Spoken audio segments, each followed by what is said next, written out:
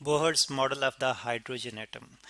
तो students, Niels Bohr ने जो एटॉमिक हाइड्रोजन एटॉमिक स्पेक्ट्रा था उसके रिजल्ट्स को देखते हुए, उसकी रेगुलरिटीज़ को देखते हुए 1913 में एक मॉडल पेश किया। एक हाइड्रोजन के एटम का स्ट्रक्चर जो था उसको पेश कर किया, और जिसको Bohr's model of the hydrogen atom कहा जाता है। और उसकी बेस पर फिर हमें एटम के बेसिक स्ट्रक्चर को, बाकी एलिमेंट्स के एटम के बेसिक स्ट्रक्चर को भी समझना आसान हो गया। और स्टूडेंट्स, ये थ्योरी जो थी, जो नील्स बोहर ने पेश की थी, और ये उसने क्लासिकल फिज़िक्स को इस्तेमाल करते हुए और इसके साथ साथ प्लांक्स क्वांटम थ्योरी को इस्तेमाल करते हुए, यानी कि दोनों को इकट्ठे इस्तेमाल करते हुए ये थ्योरी पेश की थी। और इसलिए इसकी थ्योरी को सेमी क्लासिकल थ्योरी कहा जाता है। Semi classical classical theory. तो स्टूडेंट्स, हम जानते हैं कि कुछ वेव सॉरी पार्टिकल और वेव जो हैं कुछ जगहों पे डिफरेंट फॉर्म में बिहेव करते हैं, यानी कि अगर हम उस पे न्यूटन की फिज़िक्स के लॉज अप्लाई करना चाहें या उसकी मदद से समझना चाहें उनकी मोशन को, तो हमें क्लियरली आइडिया नहीं हो पाता। तो हम कहते हैं कि उनकी ड्यूअल नेचर है, और उसकी उनकी वो ड्यूअल नेचर जो है वो हम क्वांटम थ्योरी की मदद से फिर समझते हैं। तो यहाँ पे बोहर ने वही क्वांटम थ्योरी भी इस्तेमाल की और उसके साथ साथ क्लासिकल थ्योरी भी इस्तेमाल की, और एक मॉडल जो था वो पेश किया। अब उस मॉडल के जो बेसिक पोस्टुलेट्स हैं या जो बुनियादी निकात हैं वो यहाँ पे हम डिस्कस करेंगे। तो स्टूडेंट्स, पहला पोस्टुलेट है कि an electron bound to the nucleus in an atom can move around the nucleus in certain circular orbits without radiating. These orbits are called the discrete stationary states of the atom. तो इसमें एक बात तो ये की गई है कि इलेक्ट्रॉन न्यूक्लियस के साथ बाउंड होगा किसी भी एटम में। तो इसका मतलब ये था कि न्यूक्लियस जो कि सेंट्रल पार्ट है एटम का, तो यहाँ पे प्रोटॉन और न्यूट्रॉन होते हैं न्यूक्लियस के अंदर। तो न्यूक्लियस पे ओवरऑल जो है प्रोटॉन्स की वजह से पॉजिटिव चार्ज होता है।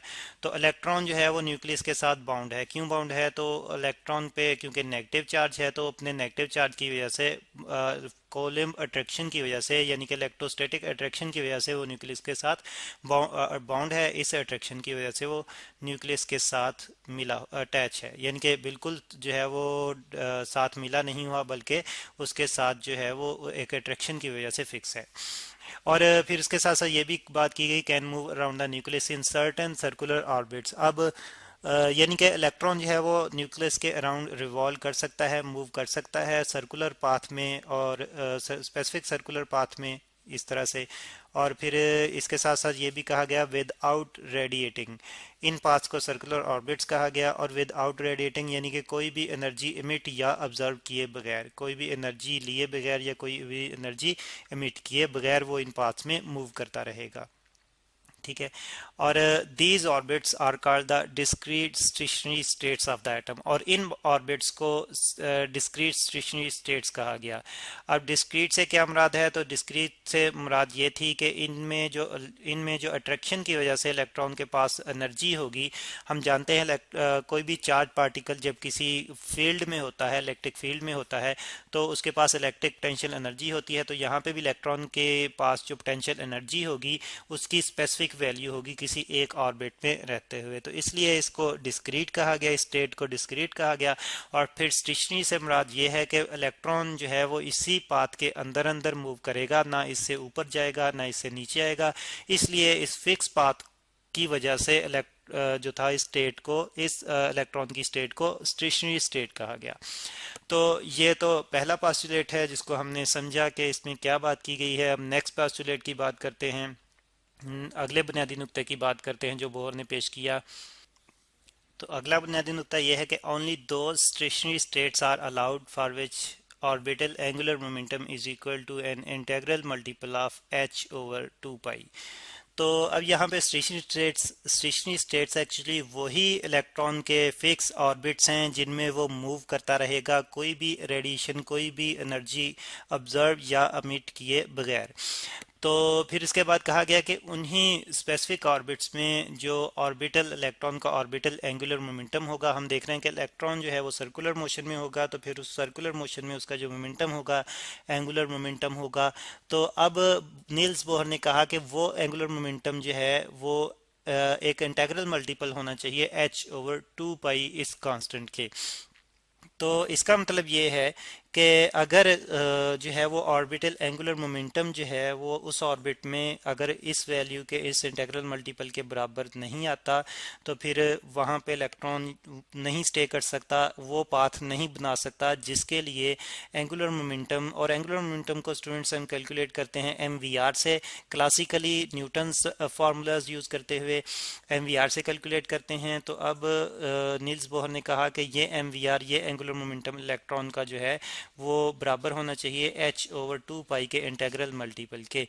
h/2 पाई जो है कांस्टेंट को रिप्रेजेंट कर रहा है। अब ये कौन सा कांस्टेंट है ये बाद में डिफाइन करेंगे। यहाँ पे इंटेग्रल मल्टीपल की बात आती है तो इंटेग्रल को, इंटीजर को हम रिप्रेजेंट करते हैं n से, यानी कि ये h/2 पाई जो है इसको अगर हम एक इंटीजर n से मल्टीप्लाई करें तो तो उस, अगर ये एंगुलर मोमेंटम इस वैल्यू को सेटिस्फाई करता है तो इलेक्ट्रॉन का ऑर्बिट जो है वो ठीक होगा, यानी कि इलेक्ट्रॉन ऐसा ऑर्बिट बना सकता है, ऐसा पाथ बना सकता है। अदरवाइज इलेक्ट्रॉन किसी ऐसे पाथ में स्टे नहीं कर सकता जिसके लिए उसका एंगुलर मोमेंटम जो है इस इंटेग्रल मल्टीपल के बराबर ना हो।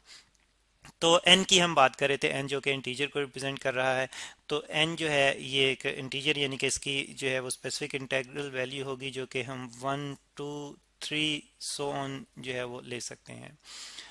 तो इस n को प्रिंसिपल क्वांटम नंबर भी कहा जाता है, n को प्रिंसिपल क्वांटम नंबर भी कहा जाता है, principal quantum number, quantum number. अब इससे क्या मुराद है, नंबर को शॉर्टली मैं NO से रिप्रेजेंट कर रहा हूँ।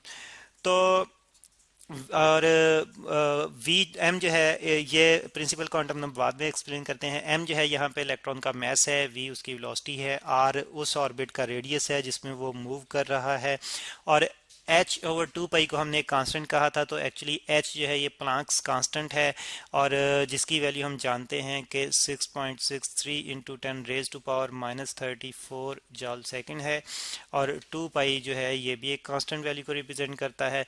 तो इस तरह से h/2 पाई कांस्टेंट है। तो इस कांस्टेंट के साथ जब हम n की वैल्यू को मल्टीप्लाई करेंगे तो उस प्रोडक्ट का रिजल्ट जो है वो एंगुलर मोमेंटम के, इलेक्ट्रॉन के एंगुलर मोमेंटम के बराबर आना चाहिए। अगर ऐसा नहीं होता तो इलेक्ट्रॉन जो है वो किसी ऐसे ऑर्बिट में मूव नहीं कर सकता जिसमें ये कंडीशन सेटिस्फाई नहीं हो पाती। अब प्रिंसिपल क्वांटम नंबर की हम बात करेंगे स्टूडेंट्स। तो n जो है ये असल में हम देख रहे हैं कि यहाँ पे MV प्रोडक्ट जो है ये तो लीनियर मोमेंटम को रिप्रेजेंट करता है, और R जो है ये फिर रेडियस के मुताबिक यानी कि एंगुलर फॉर्म में रिप्रेजेंट कर रहा है मोशन को।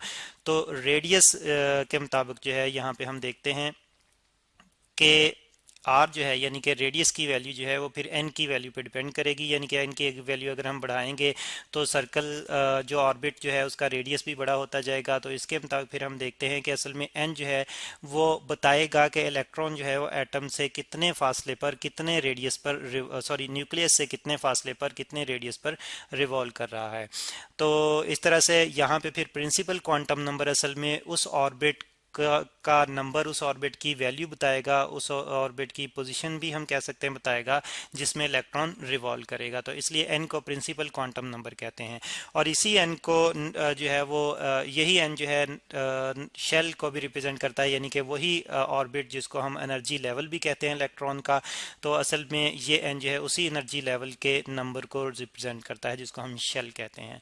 तो एन को प्रिंसिपल क्वांटम नंबर कहा जाता है। इसकी फिक्स वैल्यू होती है हर एक ऑर्बिट के लिए, तो इसलिए इसको क्वांटम फॉर्म में यानी कि डिस्क्रीट फॉर्म में जो है वो डिफाइन किया जाता है। अब नेक्स्ट पोस्टुलेट की बात करेंगे। थर्ड पोस्टुलेट ये है कि whenever an electron makes a transition, a photon of energy hf is emitted or observed so that hf is equal to En minus Ep। तो ट्रांजिशन का मतलब यहाँ पे ये है कि इलेक्ट्रॉन किसी एक ऑर्बिट से किसी अगले ऑर्बिट में जाता है, यानी कि अगर जंप अप करता है ऊपर वाले ऑर्बिट में जाता है, या जंप डाउन करता है नीचे वाले ऑर्बिट में आता है, तो उसको हम ट्रांजिशन कहते हैं। तो अब कहा गया कि इलेक्ट्रॉन जब जंप अप करेगा यानी कि नीचे वाले ऑर्बिट से ऊपर वाले ऑर्बिट में जाएगा तो इलेक्ट्रॉन एनर्जी इमिट करेगा, और सॉरी ऑब्जर्व करेगा, और जब ऊपर वाले ऑर्बिट से नीचे वाले ऑर्बिट में आएगा तो एनर्जी इमिट करेगा। तो और वो एनर्जी फोटोन की फॉर्म में इमिट करेगा, और उस फोटोन की एनर्जी को हम HF से कैलकुलेट कर सकते हैं, जबकि F जो है वो फोटोन से रिलेटेड वेव को की फ्रीक्वेंसी को जो है वो रिप्रेजेंट करेगा। और E n minus E p, यहाँ पे एन और पी जो हैं ये ऑर्बिट्स की स्टेट को डिफाइन कर रहे हैं, यानी कि अगर हायर एनर्जी लेवल से लोअर एनर्जी लेवल पे इलेक्ट्रॉन आ रहा है तो ई एन जो है हायर एनर्जी लेवल को रिप्रेजेंट करेगा और E P lower energy level को रिप्रेजेंट करेगा। तो स्टूडेंट्स, ये था बोहर का मॉडल जो उसने एटॉमिक स्पेक्ट्रा की मदद से डिफाइन किया।